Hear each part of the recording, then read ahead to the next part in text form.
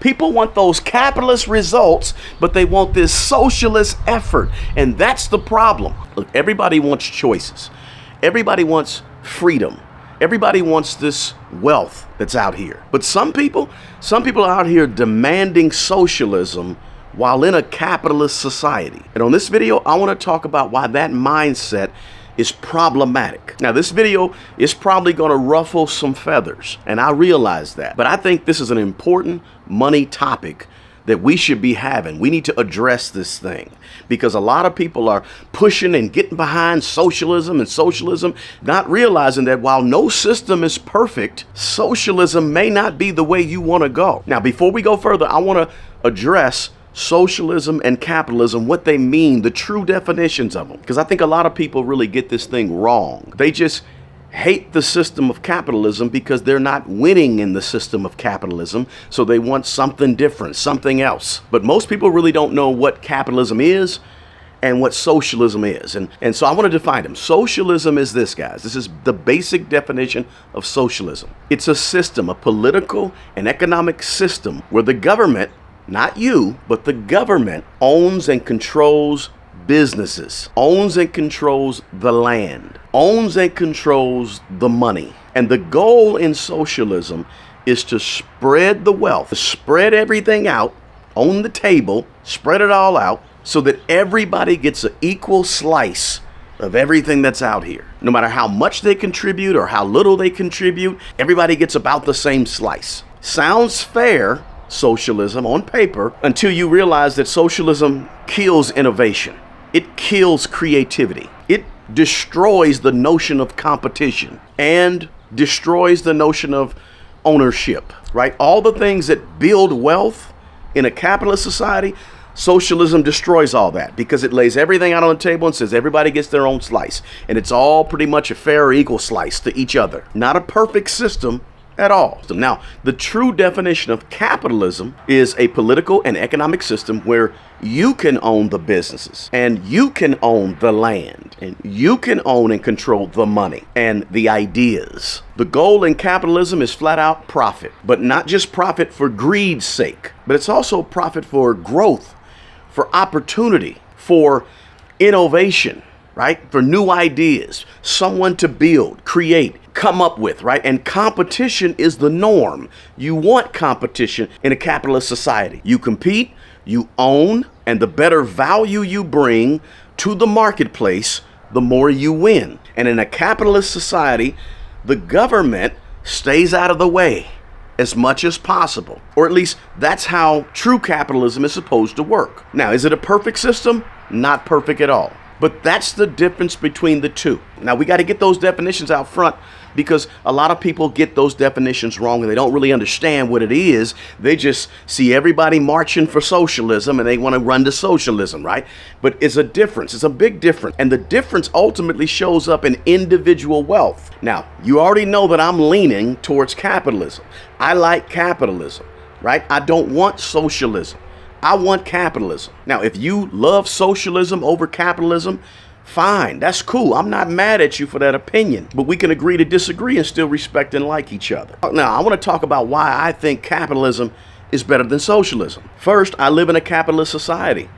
This is where I live in America, in a capitalist society. And most people that are watching this video live in a capitalist society also. But there's a lot of people that are spending a lot of energy complaining about capitalism from their iPhone, complaining about capitalism on Facebook, or complain about capitalism while you're sitting there ordering DoorDash, right?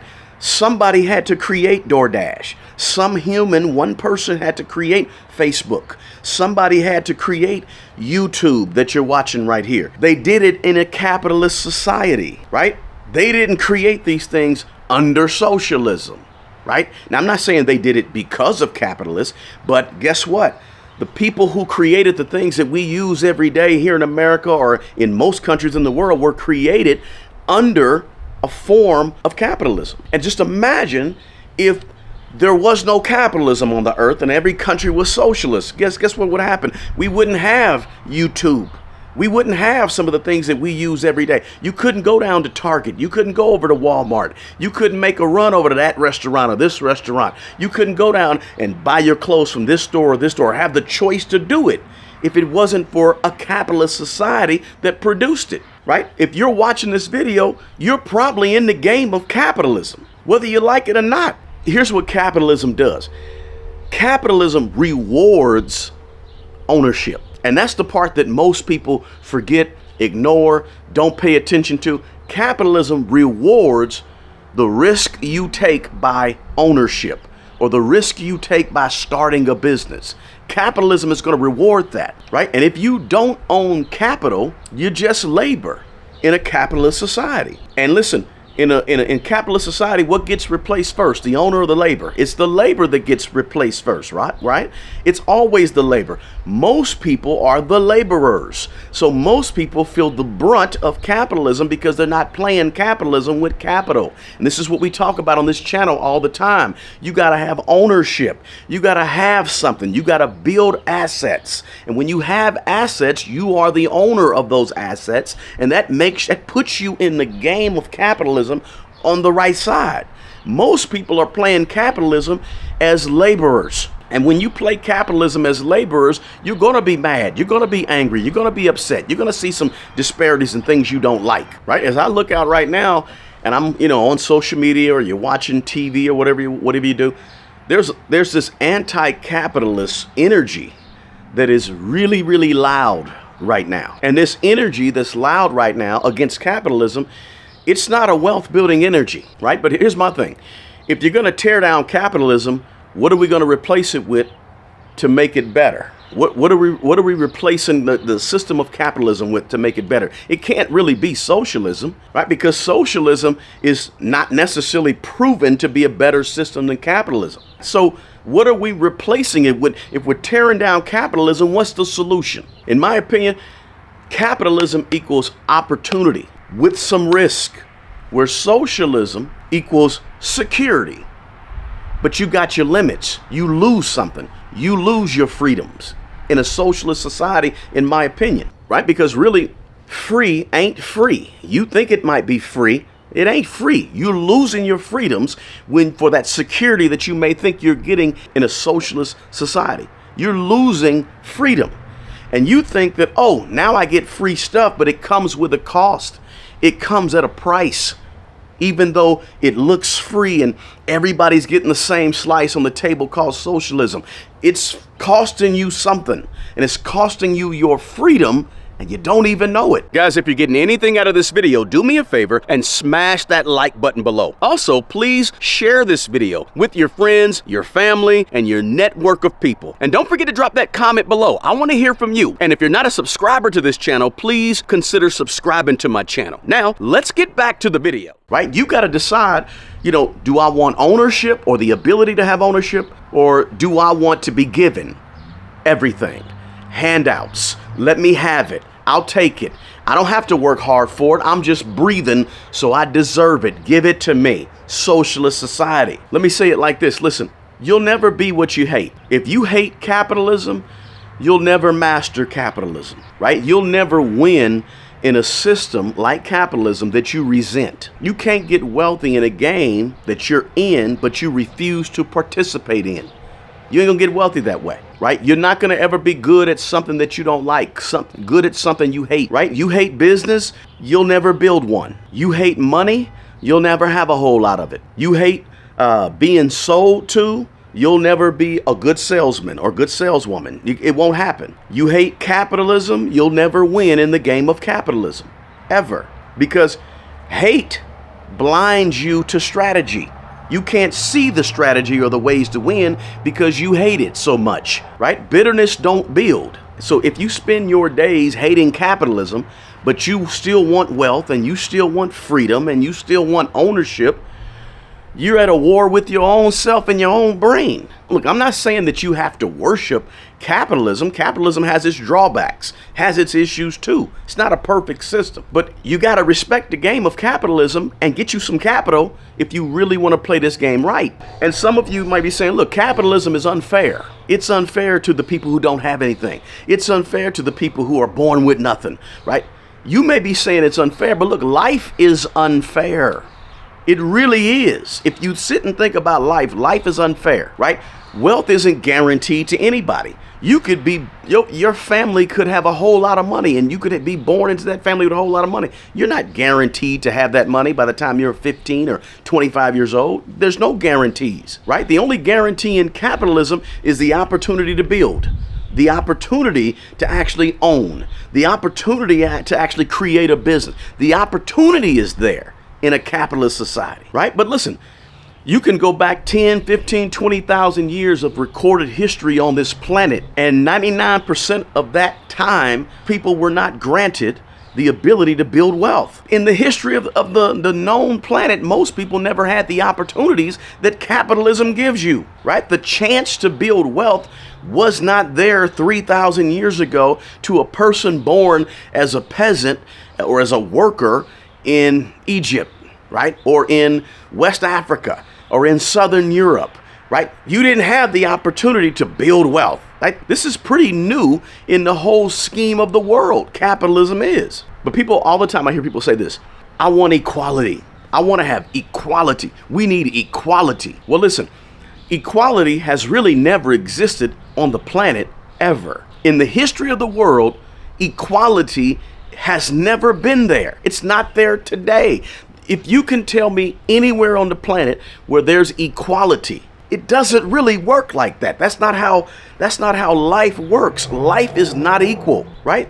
We're all different. The mere fact that we're all born different tells us something. Some of us can run fast, some of us can't. Some of us can lift heavy weights up and some people can't. Some people can intellectually do this and some people can intellectually do that and can't do this very well. We're all different.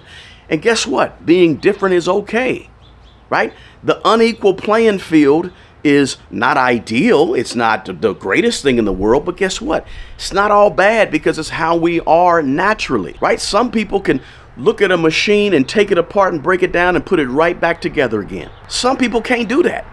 Some people can have the empathy and sympathy to help other people, to care for other people. Some people don't have that. That's okay. Differences are okay, right? Some people work hard.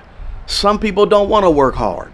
Some people want to create a business. Some people don't want to create a business. That's cool, right? It's the inequality of nature, the inequality of who we are as human beings. So life is unfair. It's not capitalism making life unfair. Life is unfair, right? From the moment you come out of the womb, you're not like the next person who came out of the womb. Everybody's different. It's how our Creator made us, right? There's never been a society where everyone was equal. But yet we think somehow that socialism is going to all of a sudden make this perfect utopia society where everybody's equal, where everybody gets the actual same of everything, despite how hard you work or how much effort you put into it or how much risk you took or how much you wanted to compete and didn't want to compete. Everybody's supposed to get the same. I want to see people be able to move up from the bottom to the top. I want to see people be able to have this when they start, but put out the effort and the energy and come up with that product that everybody wants and provide this tremendous value. And guess what? Get rewarded for it. I like that. Even in a society, let's say you love socialism. Even in a society like a socialist society, you're still going to have the haves and have-nots, right? You're still going to have those families at the top of the socialist pyramid society who are going to be richer than other people. The only difference in a socialist society or socialist economic system is that the government picks the winners instead of the free market picking the winners.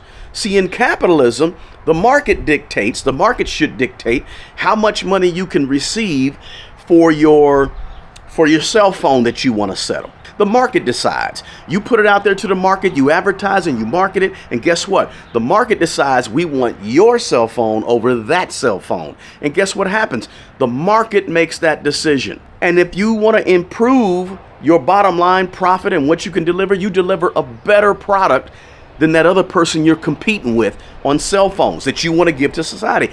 That's in a free market. That's capitalism. But in socialism, the government creates this cell phone. The government now sells you this cell phone.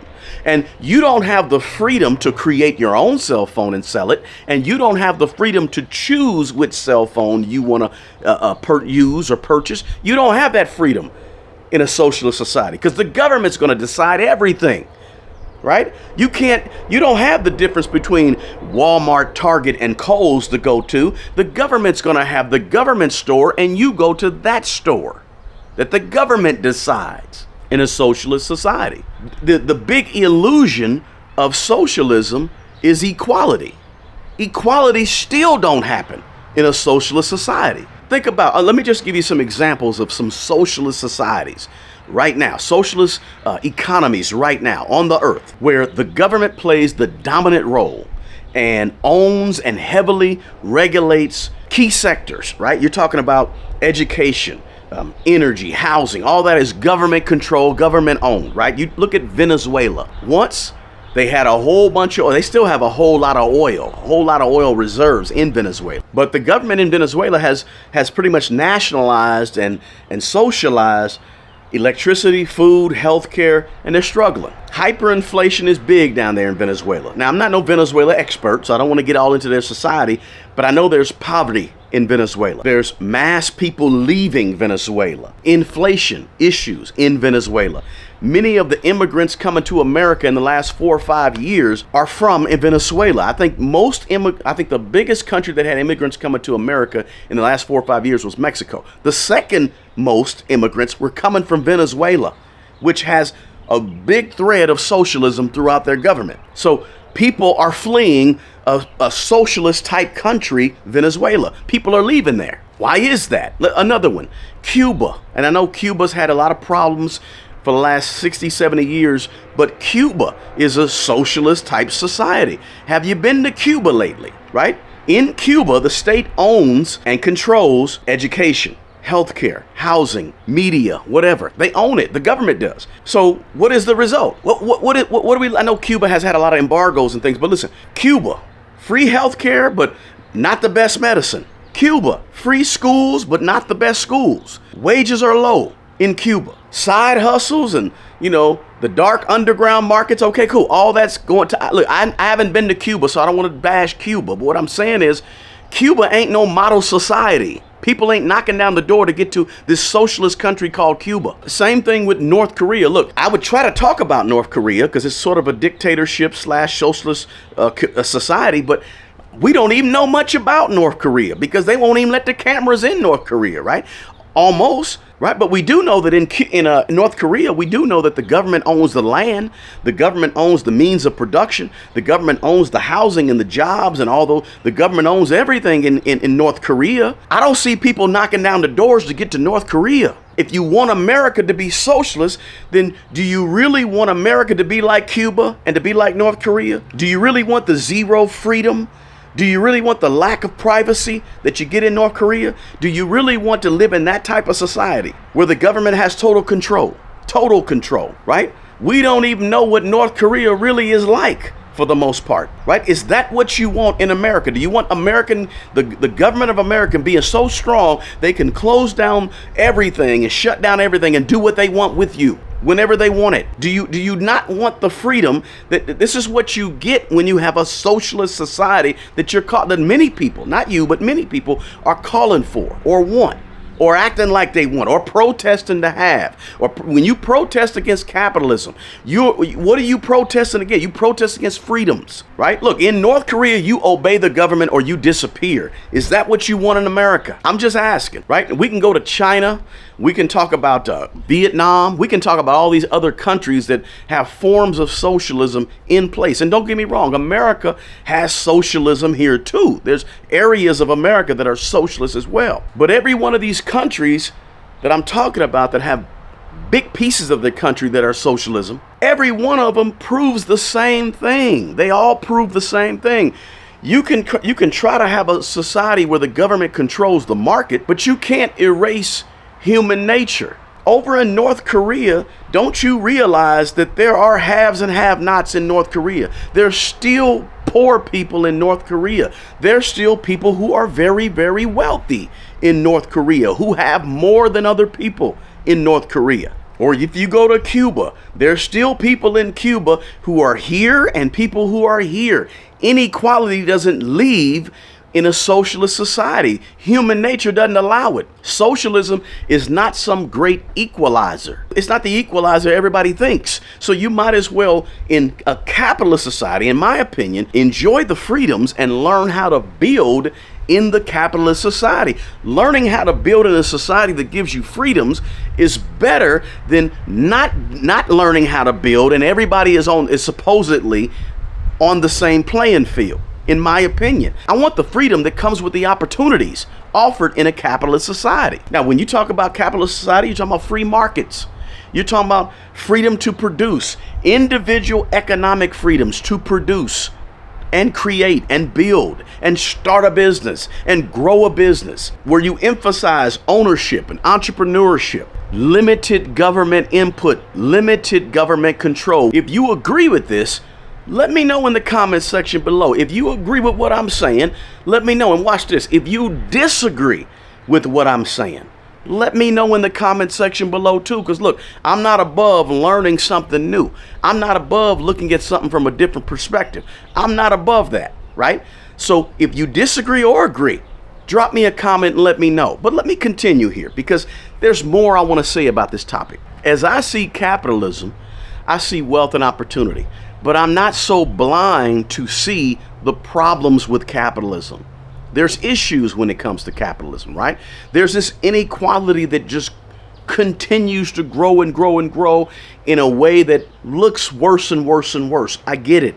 That's a part of capitalism that can't be denied. And I'm not sitting up here as some person on a high horse who is all about not even thinking about or caring about the issues with capitalism. I get it. There's problems with capitalism. But here's the deal. Even though capitalism has its share of flaws too, the core is the same in capitalism. You eat what you produce, not what you're handed. I like human beings to be incentivized to produce, incentivized to build, and given the incentive to create for the betterment of society, the competition. I think it's good. I want to make a hat that fits good, that feels good on people's head, that people like and enjoy. I want to create a hat that's comfortable and stylish, from the lightest materials I can make, from the coolest materials I can make. When I say coolest, I mean keep your head cool. I want to make the most innovative hat that I can think of, me and my team. I want to make this hat. I want to market this hat. I want to advertise this hat because I want to help people out who want to wear hats. And if I want to help out people who want to wear hats by making the nicest hat that I can make, I want to be rewarded for that risk that I take to make and create and build the company that makes my hat. I don't want the government making all the hats and then selling us the hats at the price the government wants to sell us the hat at. I want to be able to make the hat, and I want the free market, you, the buyer, to be able to determine what I can sell my hat for. If I sell my hat for $150 and you don't buy it, great. I got to lower my price or better my hat. If I sell the price at $15 and everybody wants the $15 hat, my $15 hat over the other $15 hat, I want to be rewarded for taking that chance. That's capitalism. And with the money I make, all the money I make, because I'm selling billions of hats a year, the money I make from my $15 hats, I want to have the choice and the freedom to give half of that money to charity, or to give half of that money to the church, or give half of that money to people who need it the most. right? I want to have the freedom to do that. I don't want the government telling me that I can't do that, and I can't do this, and I must do that, and I can't have a company, and I can't build and make and create the greatest hat on the planet. I don't want the government telling me I can't do that, right? And some people, here's another argument that I gotta address, because I like to address the controversy, okay? Some people say things like this. They say slavery in America is the result or an example of capitalism. And I say, here's what I say to that argument. I say, no, it's not. That's wrong. Slavery predates capitalism. Slavery was happening on the planet thousands of years before there was even a system called capitalism. So to align slavery with capitalism don't make a lot of sense just right there, right? Slavery wasn't created by capitalism.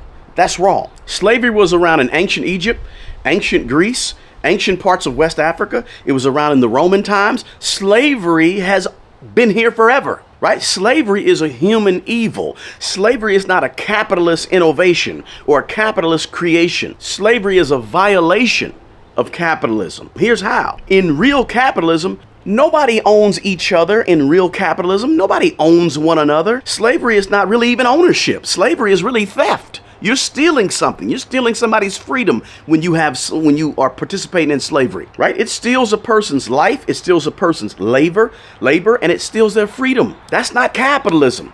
Capitalism is not stealing anything from anybody. Capitalism is not exploitation, not in my opinion, right? In capitalism, the worker goes to work, but the worker can decide, do I want to work here or do I want to work there? Do I want to work there or do I want to work here? The worker decides. Slavery destroys the decision-making process. Slavery destroys the notion of voluntary exchange. A slave couldn't choose which plantation they worked on. They couldn't choose that. A worker can choose. Slavery was supported by the government. It wasn't driven by free market. Slavery in America, it was backed by laws, it was backed by the military, and it was backed by policy. But slavery wasn't just a business like, Walmart, right? It wasn't just like that. It was deeper than that. And it was the government saying slavery is legal, right? Slavery thrived in a government enforced market, not a free market. Freedom is a value. Freedom is important. People saying the people who are enslaved should have freedom, the freedom to choose, the freedoms that they were given by God. People should have these freedoms, right? So when you talk about socialism, socialism takes away those freedoms.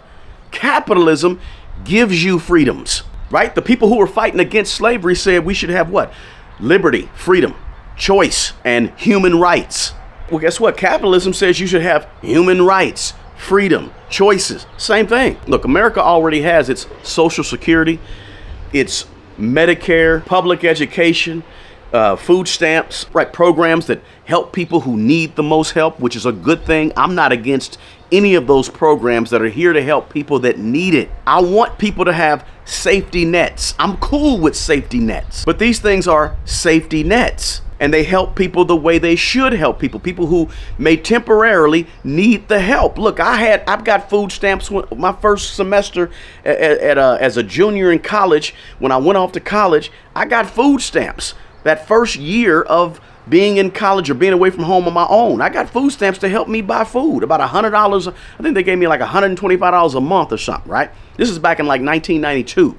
And I got food stamps. I needed the help temporarily. I'm cool with that. When I was growing up, we got assistance from the government in certain time periods when we needed it, right? So I'm okay with that. I'm not mad at that. We should have mechanisms in place to help the people who need the greatest amount of help. I'm all for that. Just because I like capitalism over socialism doesn't mean I'm some bad guy, or it doesn't mean I don't want to help other people, right? That's the lie that many people have been told. They've been told that if you like capitalism, you're all of a sudden some bad human being. And it's not true. I just like freedom.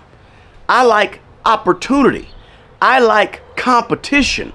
I like innovation. I like control and freedoms that come with being able to build and produce and create without the government. Personal responsibility is not the enemy. Personal responsibility is the foundation. People who live paycheck to paycheck, they're not living paycheck to paycheck because of capitalism. They're living paycheck to paycheck because they're not playing the game, right? Under socialism, you don't get to build wealth. Wealth is capped, right? Wealth is distributed to other people.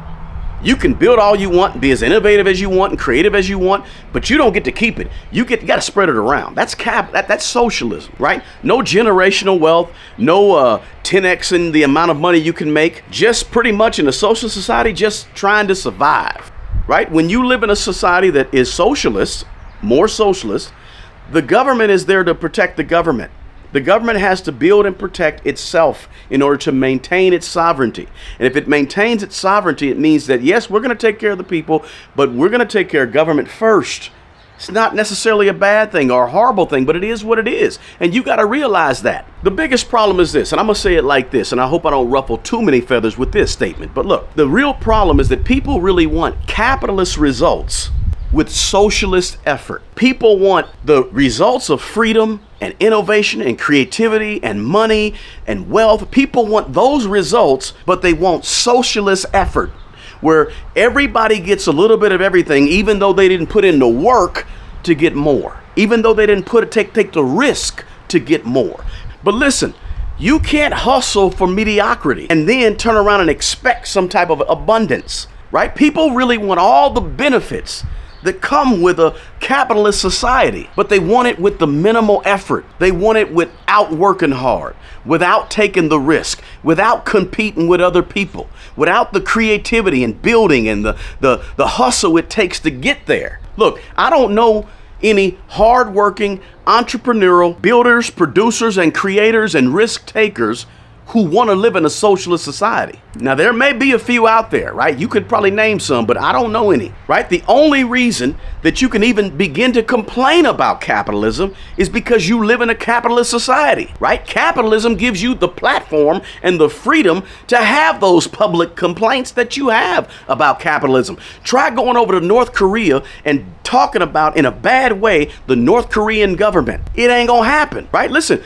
capitalism ain't perfect, but it's the only system where poor people can become rich without needing the government's permission to do so. Look, all of us right here in a capitalist society, we're all just one idea, one business, one skill away from bettering our life. In a socialist society, they give you fish to eat, right? The government in a socialist society says, here, take this fish, and everybody gets the same proportion of fish. And go sit on the porch that we own. We own the home you live in a socialist society. The government owns it. You go sit on the porch of the home that we own and look out at the land that we own as a government in a socialist society. In a capitalist society, you get an opportunity to own the whole lake. You get an opportunity to go own a whole fleet of boats to fish the lake that you own. And then you get an opportunity to take the fish and feed the people who you want to feed. You get an opportunity to hire other fishermen to fish for you, to help you and help grow the business. And you get an opportunity. You get the chance and the freedom to do these things. And at the end of the day, in a capitalist society, you get a chance to pass this on to your children, pass it on to your grandkids, or give it to charity if you want. You get an opportunity to do all that because of ownership. But in a capitalist society, it's on you to take the risk. It's on you to build that fishing business to compete with other people who are building fishing businesses. That's capitalism. So the key is this: don't let victimhood culture convince you that somehow success in a capitalist society is evil or is wrong or is horrible, or you had to step on somebody's neck in order to be successful in a capitalist society. That's not true. Having wealth is not immoral, right? And really, what I like about capitalism is it allows you to build a life that's not dependent on government mood swings. Who's in office and who's not in office. Do we have a Democratic Congress or a Republican Congress, right? Ownership is freedom. You don't have to love capitalism. And you can also understand that capitalism is not perfect. But you might want to learn how to operate and be successful in a system of capitalism because you're in a system of capitalism. If you don't understand the importance of owning capital in order to properly play the game of capitalism, you're going to always be behind, and you're going to always be somebody else's leverage. And you don't want to always be somebody else's leverage. And that's what we talk about on this channel, is how not to be somebody else's leverage and how to play the game of capitalism by getting capital and understanding it. Understanding the importance of assets, the importance of managing and controlling your money and building assets and reducing debt. All this falls into the capitalist society we live in and being a winner in that society. I like capitalism. You can say what you want about capitalism, but I like it. And if you're serious about getting ahead financially, you need to perhaps stop wishing the system was different and start mastering the system that you're in. That's being smart with money, bro. I'm just saying. Some of you are going to like this message, and some of you want to disagree with this message and throw eggs at the camera or turn the camera off. I get it. And that's okay, right? The bottom line is you can't hate capitalism and build wealth at the same time. If you got value from this video, let me know in the comments below. If you agree or disagree, let me know in the comments below. We need to be talking about this more than I see people talking about it on the internet. This is important. These are the general and basic foundations of building wealth. How we think, how we look at society in terms of wealth. What do we think about money? What do we think about the system of capitalism that we're in? This is what it's all about. The best person who's going to take care of the old you is not the government. It's the young you. Take good care of yourself and take care of other people. Until the next video, peace.